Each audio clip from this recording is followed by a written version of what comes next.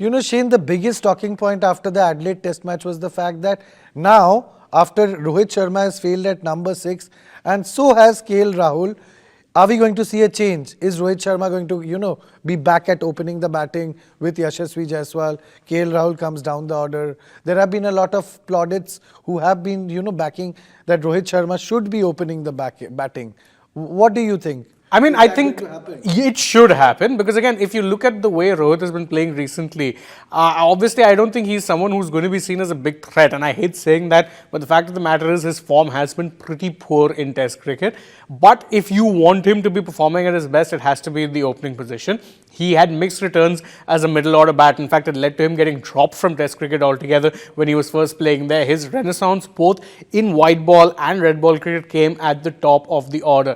The other advantage, of course, is that KL Rahul is someone who does tend to perform well in the middle order. The same cannot be said about Rohit. You need Rohit firing. You need to be playing him at the top of the order. That'll be the best place because otherwise it makes no sense having him. He does tend to not do well in the middle order. He's just unsure on how to approach his innings. He tends to approach it much better when he's out there getting things off to a good start. That's the best role for him right now.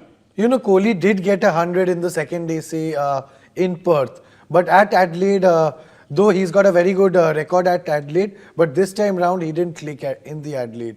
So, come the third test, Kohli's form is going to be concerning. His problem outside the off stump was exposed at Adelaide by Mitchell Starc. So, do you think that is going to play in the back of Virat Kohli's mind? And we also saw, Shane, Virat Kohli, the Indian team stayed back after the Adelaide test was over in less than 4 days, the test match was over. The Indian team stayed back. They didn't go to Brisbane straight away. And Kohli, we heard from reports that Kohli was, working on his back foot game. So is that going to come in handy at the Gabba?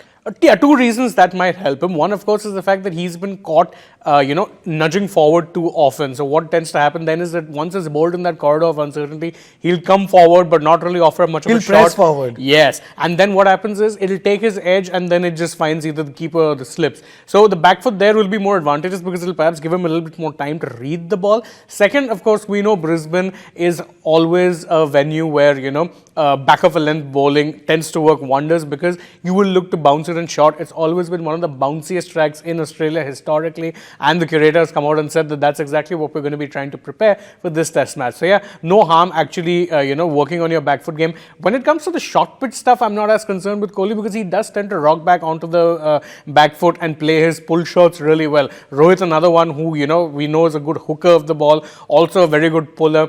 With Kohli, the main focus will be how exactly it is he deals with the early movement because that's what has tended to catch him out more often than not lately, and that's something that could be a concern given we are hearing, and you can confirm this for me, that it could very well be a little bit rainy on the next 5 days in because Brisbane. It's been, raining for the past 1 week or so. So yes, there are high chances of rain, but surely nobody wants it to rain.